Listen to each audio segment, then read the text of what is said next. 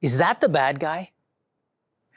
I remember asking my dad that question when we would be reading a book or watching a movie, right? As a kid, you want to know, is that the bad guy? Because then I'll know who the good guy is and who I'm rooting for or rooting against, right? We're trying to understand who the villain is in the story or who the bad guy is so we can make sense of the story, so we can figure out who the good person is and who we're cheering for and what we want to happen. And then, as I got older, age of 11, I got introduced to WWF.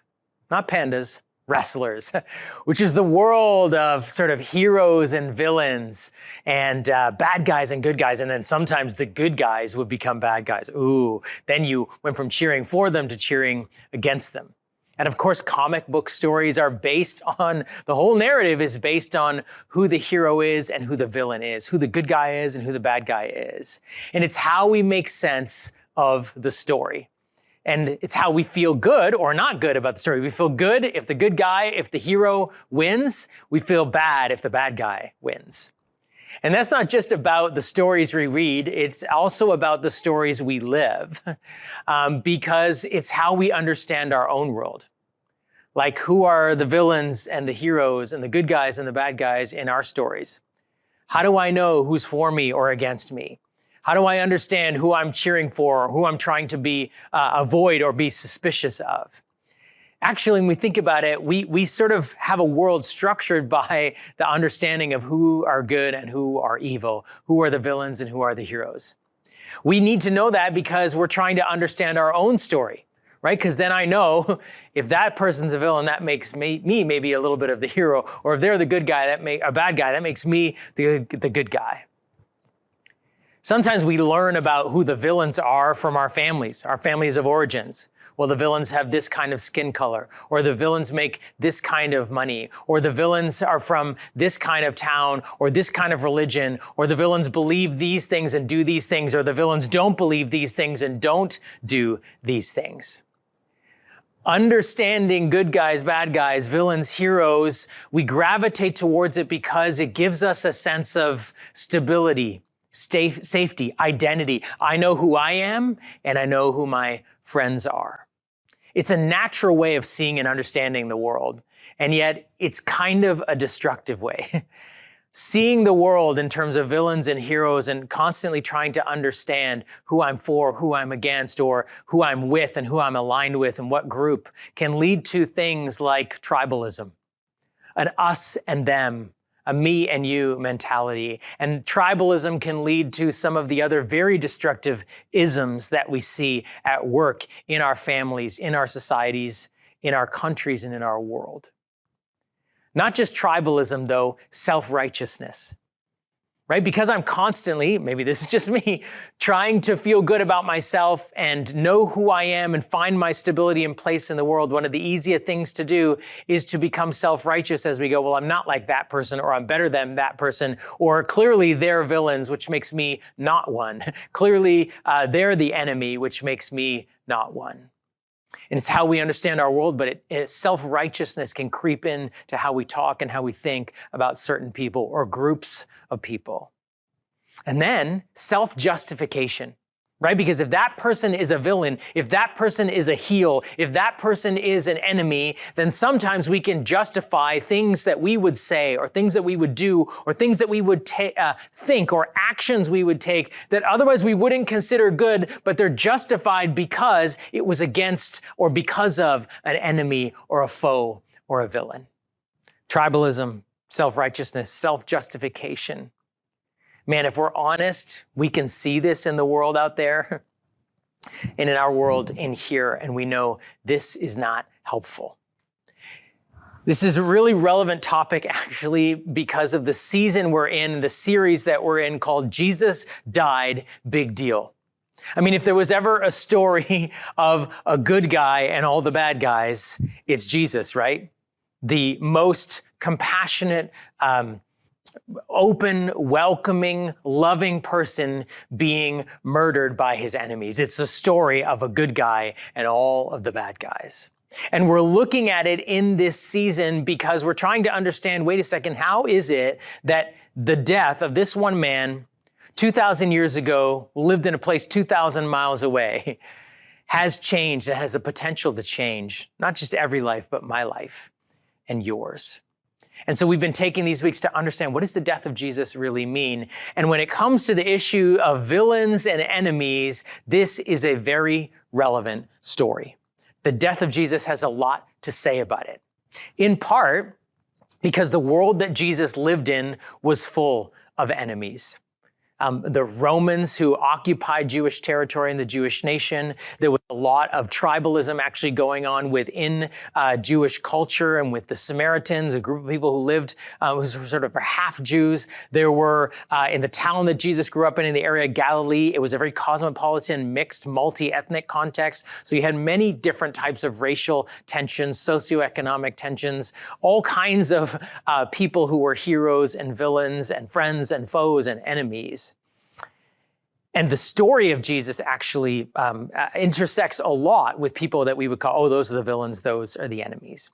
And Jesus had a lot to say about it. And actually, one of the earliest things that is recorded of him beginning to teach had to do with enemies. And it was something that was actually meant to come against the postures and approaches and the inevitable sort of results of tribalism, self-righteousness, and self-justification that come in when we see the world in terms of heroes and villains, friends and foes. And I want to read from what is famously been called the Sermon on the Mount, as Jesus is beginning to lean into this issue in a world that, as I said, was full of enemies. Look what he says in Matthew chapter 5, and I'm reading from verses 38 to 48. You have heard the law that says the punishment must match the injury. An eye for an eye and a tooth for a tooth. But I say, do not resist an evil person. If someone slaps you on the right cheek, offer the other cheek also. If you are sued in court and your shirt is taken from you, give your coat too. If a soldier demands that you carry his gear for a mile, carry it 2 miles. Give to those who ask, and don't turn away from those who want to borrow. You've heard the law that says, love your neighbor and hate your enemy. But I say, love your enemies. Pray for those who persecute you. In that way, you will be acting as true children of your Father in heaven. For he gives his sunlight to both the evil and the good, and he sends rain on the just and the unjust alike. If you love only those who love you, what reward is there for that? Even corrupt tax collectors do that much. If you're kind only to your friends, how are you different from anyone else? Even pagans do that. But you are to be perfect, even as your Father in heaven is perfect. Now, this passage, kind of before we jump in, has some major issues that we got to deal with to really understand it. One of them is just the cultural context. I mean, what is this? Is this a place where people just slapped each other in the face all the time? What's the deal with that? What's the deal with getting sued for your shirt and people taking each other they must have been really nice clothes if they're going to court to sue each other for their clothes. What's with the soldier and the pack? And we need to understand that cultural context. So there's things immediately that if we don't understand them, we think, oh, that's to do with my life today. And more to the point, I think, what does the word enemy mean? Because that's easy to go, well, they have enemies, or I'm not in that place, or maybe a few of us in the room do, but most of us don't. And what does it mean to love your enemies? And so we want to actually deal with these, really the second ones about love and enemy, to help us understand the context. And just to say it like this, according to Jesus and in this passage, there isn't just one type of enemy, and there's not only one way to love them. There isn't just one type of enemy, and there's not only one way to love them. And I want to just first start with the whole concept of enemy, because as I said, it's easy to think, oh, that doesn't apply to me. But there's a few different categories of enemies that are actually contained in these short, the run of 10 verses here. And I want to just unpack those for you. One is, an enemy is someone who is not like us, someone who is different from us. Jesus mentions tax collectors and pagans because, and the word pagan just means someone who lives as if there's no God. He's talking to people who would have seen themselves as nothing like tax collectors and pagans. Tax collectors were traders. They were Jewish people in a sense who were collecting taxes on behalf of the empire, the Roman Empire that was oppressing them. That would have then they would have skimmed off the top, and so they got very rich off the backs of their people. So not only were they taking the heavy toll of taxes on behalf of the empire from their own people, from their own family, but they were taking more to become profitable from it. And so they saw them as the scum of the earth. They had their own category of derogatory word. They were definitely an enemy, not just sinners, tax collectors. And then pagans, people who obviously live a life of sin because they don't know who God is. And Jesus is kind of taking a dig at them and basically saying, you think you're very different from them, but you're not. It's why he brings up those two words, people that they would have thought are nothing like us. That's the one category of enemy. Someone who's nothing like us. They behave and think and live and act very different from me, nothing like me. Another category is someone who is the enemy of our friend and family. That would be the Romans. He doesn't mention the Romans in here, but the law about love your neighbor and hate your enemy would have first and foremost applied to the Romans. That was actually, love your neighbor was from what God had said in the Old Testament. Hate your enemy was a law that the rabbinic tradition had come up with. It wasn't from God, but it was from their tradition saying, yes, you love your neighbor, but it's okay to hate the Romans, essentially. Because the Romans, even if you, in a sense, had never been assaulted by a Roman soldier, you probably knew someone who had. Even if you had not had your money or land taken from a Roman soldier, extortion, or because you couldn't pay your taxes, chances are somebody in your family had. So it was an enemy of your people, of your culture, of your immediate and extended family. And so you were allowed to hate them. That was another category, someone who's the enemy of my friend or family. Jesus identifies another group of enemies, someone who's using their power over us. This is where he talks about being slapped in the face. This is probably and would have been someone who was a slave and was hit by their master. And so that was someone who's using their power over me or to abuse me or take advantage of me. And a soldier could demand a citizen of Rome to carry their pack, all of their military gear and whatever, which is the irony of it was, right? You're going to have to carry, in a sense, the equipment and the weapons of oppression that are against you. You'd have to carry them for a mile on a hot, dusty road to help the person who's oppressing you. That's someone who's using their power. And a Roman soldier had the right to conscript any citizen to carry their pack for a mile. So that's another category, someone who's using their power over us. And then another category here is an enemy is someone who is just against us. He says in verse 44, those who persecute you. That word persecution means someone who is actively and aggressively out to get us.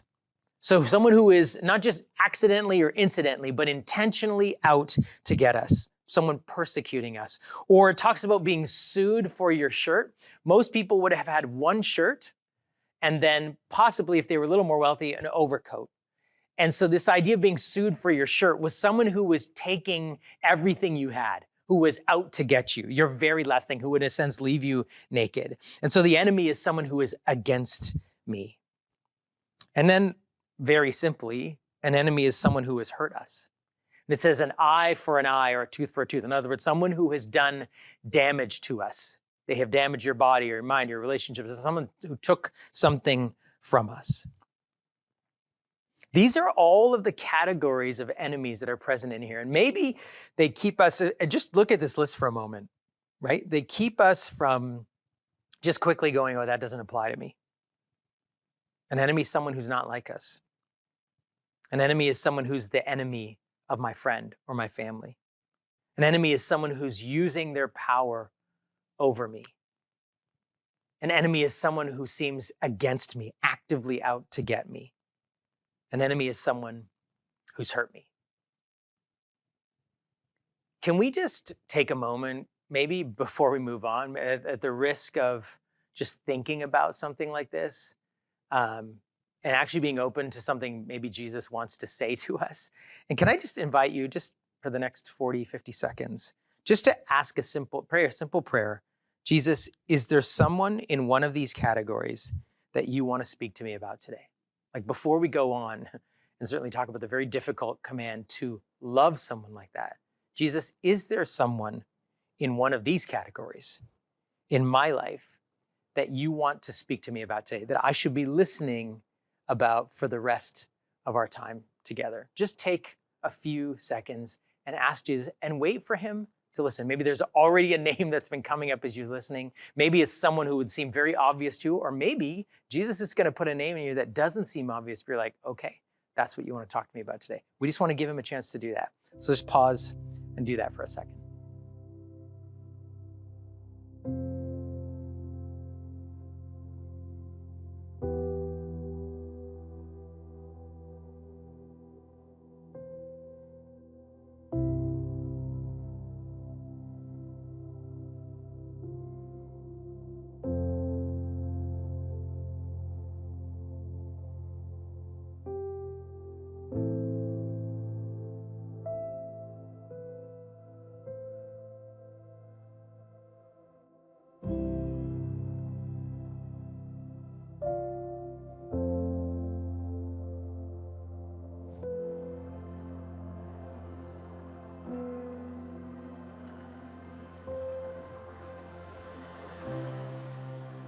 So Jesus is broadly defining these categories of who the villain might be in our lives, who the enemy is in our lives. And some may seem very obvious, some may not. But then what is very obvious is how difficult what he says is about this.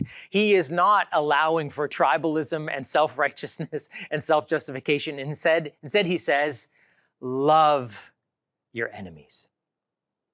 And in case we think we find that difficult, this would have been inconceivable to the people he was listening to. In fact, like he said, I know you have a law that says love your neighbor and hate your enemy, but I'm telling you, you can't live by that anymore. I'm giving you a new law, love your enemies. And this is enormously difficult and complex, but just like we need to realize there's not just one type of enemy, there isn't just one way to love them. And can I actually kind of unpack this? Because this isn't sort of nice, gentle, kind, but out of touch with reality Jesus. In fact, Jesus didn't just say to love your enemies. He went and lived it. He actually showed by his life the practical application of what this sermon means.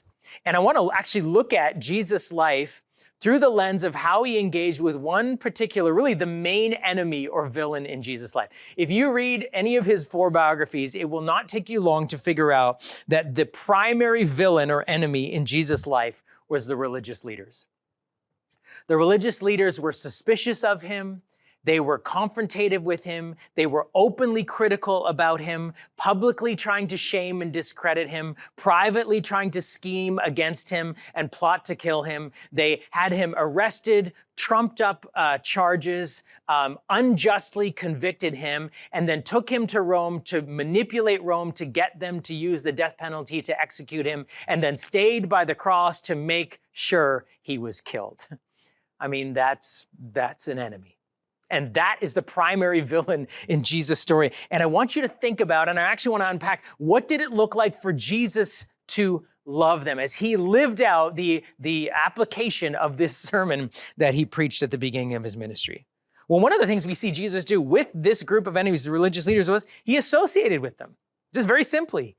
He ate meals with them. In fact, he went to their house when they invited him over, which, as I've said to you many times, in Near Eastern culture in the first century, eating a meal with someone, especially being hosted by them in their home, was their sign of welcome to you and your sign of saying, yes, I welcome, you're welcome. We are friends. He associated with them, eating with them, lots of interactions with them. This is one of the primary ways we see Jesus actually loving his enemies. Secondly, he was serving them. He was often teaching them. They were in the groups of people that he was teaching, and he was talking to them. It was one of the ways he was serving them. He would help them. In fact, at different times, he healed members in their family. One of them was one of the synagogue leaders. His daughter was dying, actually died, and Jesus raised her back to life, went on his way, went right to his house. He was actually helping them practically, the people who were in the category, in the group of his enemies. At times, some of them wanted secret meetings with him because they were a little bit afraid of what the rest of their friends would think if they met with him, but they really genuinely wanted to know. And Jesus would meet with them. So he had public meetings, he had private interactions with them. This is Jesus living out what he says in the Sermon on the Mount. Hey, when he says, hey, the rain falls, like be like your heavenly Father. He sends his sunshine and his rain on the good and the evil. What's he saying? He's saying, hey, God blesses people who deserve it and people who don't deserve it. That's what sun and rain were in an agrarian culture. And this is what Jesus was doing, blessing people who were his friends and blessing people who were his foes or his opponents, people who seemed out to get him, people who were trying to use their power over him, like he said. He was blessing them and serving them and helping them indiscriminately, whether they were friend or foe, villain or hero. Jesus was doing that. He was actually doing that. But this isn't like, he was just being kind and nice, Jesus, like baking cookies for the Nazis. Like, that's not even just simply what this is. When he says, and he gives the example of, and you may have heard this before, hey, if the soldier asks you to carry the pack for a mile, carry it for the second mile. This was actually a way of not just serving that soldier, but subtly and non-violently subverting power, right? Because who's got the power in the first mile? The Roman soldier, and he's using that power over you. But at the second mile marker, when you keep walking and you don't have to anymore, who has the power now? You do. In the first mile, you were indebted to them, supposedly, and you had to serve them. In the second mile, now you made them indebted to you. This is Jesus' very subtle way of subverting power. This wasn't just, hey, be nice to people, be kind. You know, Jesus isn't Barney or whatever, right? This is actually, he's serving and giving good things to people who do deserve it and people who don't, people who are for him, people who are against him, but also in a way of serving that is disempowering their move to power up over them. See how subtle that is? See how powerful that is? And yet still in a non-violent, non-retaliatory way. And yet at times, with his enemies, we see him confronting them. This is the whole kind of speaking up and speaking out. I mean, many, many times he was verbally confronting them, pointing out their hypocrisy, pointing out how the religion they had was not changing them from the inside, pointing out how they were inconsistent with actually loving other people, pointing out how they were wrong in some of their teaching as teachers of the law, to the point that sometimes the disciples would say, Jesus, you can't say that to them. Do you know who they are? This is going to get you in trouble. You can't stand up to them like that. But he was actually living out what he was saying about being slapped on the cheek. He said, if someone hits you on the right cheek, and if you were being hit on the right cheek, it was by someone's right hand, which would have been a backhand, which was a disrespectful way of treating you. And when Jesus says, make them turn the other cheek, in other words, what he was saying to them is, make them treat you like an equal. This time they would have to hit you with an open hand. And an open hand slap, I know this is very culturally removed from us. A backhand, though we even use that word now, a backhand compliment. It's a way of disrespecting you. He says, don't let them backhand you, make them slap you with the open hand. In other words, make them treat you like an equal. This is standing up, and speaking out. And Jesus did that regularly with his opponents. He didn't just serve them and help them. He didn't just eat meals with them. At times, he went right at them with his words. Again, nonviolent, non-retaliatory, but standing up and confronting nonetheless. Many, many times he spoke up, and many times he didn't, because love was also being silent. At times, he would avoid them. He would leave a town early after he had done a bunch of healing because he knew it was going to draw a crowd, including the religious leaders, including his opponents. And so he would go somewhere else or take a longer route around to avoid confrontation. At times, he would not answer a direct question. He would not escalate the conflict. Love for Jesus sometimes was confronting and speaking up. Sometimes it was saying nothing and avoiding the conflict altogether. Friends, when you think about love like this, right? Associating with, eating, interacting, serving, helping, but also subverting, disempowering people by choosing to serve them instead of being controlled by them, confronting them, speaking up, not confronting them, avoiding, being silent, realize, man, this is not some oversimplified view of love. This is very real, very complex, and very unique, and at the same time, incredibly powerful. This is what love looks like. Associating, serving, confronting, not confronting, But the thing is, it's not the actions themselves that show love.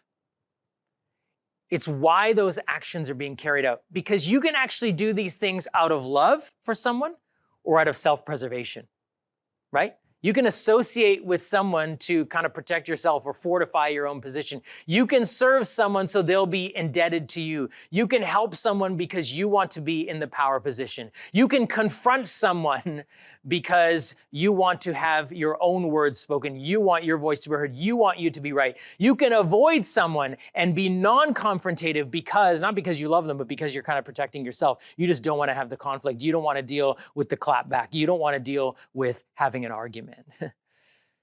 Right? So it isn't about exactly what we do, but why we are doing it. These things can be done out of love. These things can be done out of self-preservation. How do you know whether you're doing something out of love or out of self-preservation? Well, can I just say, if you're always confronting someone, if you're always that voice of correction, always that voice of standing up and speaking out, it maybe could very easily drift into self-righteousness, into self-justification, into wanting to be right and not being loving anymore, if you're always confronting. Likewise, if you're never confronting, that may not be love at all. That may just be avoidance. That may be self-protection. I just don't want to deal with it. I don't want to say anything. I don't want to be wrong. I don't want to get conflict coming back at me. It cannot be love. It can be avoidance. And likewise, if we're constantly serving other people, it may be just to fortify our position, right? Or we're never serving others. Obviously, that's not love. How do we know that actually for Jesus, this was love? I kind of assume that as I'm explaining it to you. This is all what he did out of love. How do we know that he was doing that out of love? Because eventually, he died for them. Jesus' death on the cross was his ultimate act of love towards his enemies. Think about it. In the whole story of Jesus' suffering and death, he was actually loving his enemies. He was helping them even while they were arresting him. When they went to arrest him in the garden, if you read in his biographies, you'll find out that his disciples, a couple of them tried to fight, and they took swords, and there was a battle starting to break out. And the servant of the high priest who was going to arrest him and convict him and kill him, the servant of the high priest got his ear cut off. And Jesus, while he's being arrested, heals the servant of his enemy, heals his ear. He was helping them while they were hurting him. Jesus, when he goes to the trial, and they're saying, "Are you really the Messiah, the Son of God?" He says, "Yes, and you will find out later that this is true." He was speaking up. Why? He was trying to get them to stop. He was trying to get them to see that he really was who he said he was. He didn't want them to do what they were doing for their sake. And yet, he refused to retaliate. He who had such powerful words mostly said nothing during his trial, even when he was being falsely accused. He refused to use any of his power to, think about this.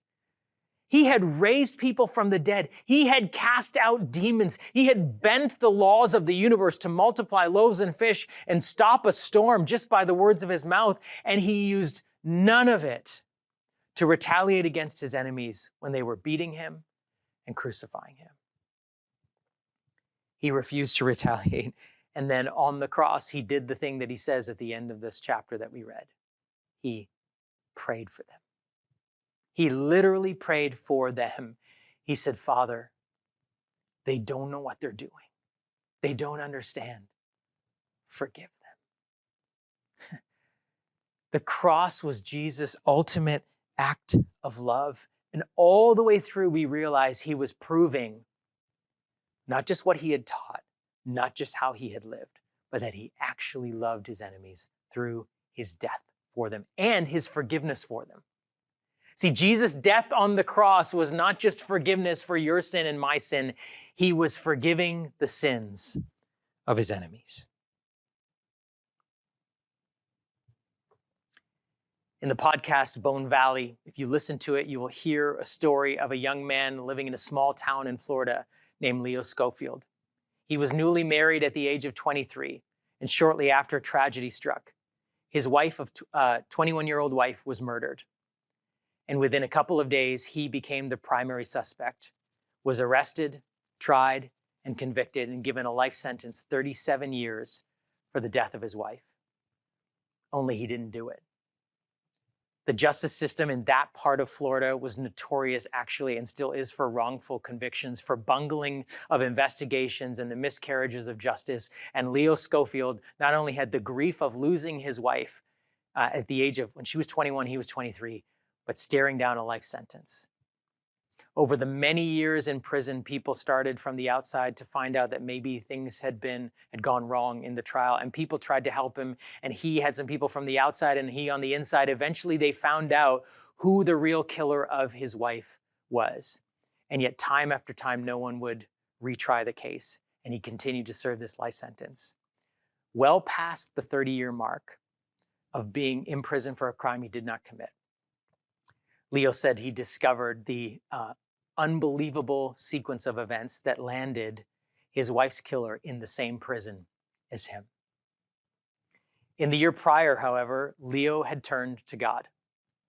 Seeing kind of the bitterness and the anger and the frustration and the hopelessness that was creeping into his life as year after year after year, he continued to have to serve the sentence. He turned to God. And he used to go to a prayer room that they had for incarcerated people. And he would leave, you could write your prayer requests on papers and leave them. And one day, as he was wrestling with the fact that this young man, Jeremy Scott, who was in the prison, who he knew now was the killer of his wife and was the reason he was in prison for 30 years, he wrote on this piece of paper, "Help me to forgive my enemy." He said the next day, he was in a group of prisoners being led down a tunnel, moving from one end of the prison to the other. And as they got into the tunnel, they were waiting for the door to open for them to get out of the tunnel. And Leo was at the back of the line of prisoners. And behind him, the door opens and another group of prisoners come in. And at the front of that line is Jeremy Scott, his wife's killer. And Leo said as he took steps closer and closer towards him, as Jeremy was coming closer and closer, he said, I finally decided I'm going to kill him. He said, you know what? This whole time I've been fighting and telling people I'm not a murderer, I'm not a murderer, I didn't do this, but they just think I am. So I might as well be one. And at least I can avenge the death of my wife. He said he could hear the chains moving as Scott moved closer and closer and closer to him until he was about maybe 8 feet away. And suddenly one of the prison guards saw what was happening and yelled out, "Stop!" And Leo said, there he stood 8 feet behind me. And I was ready to kill him. The line opened, he moved out. It never happened.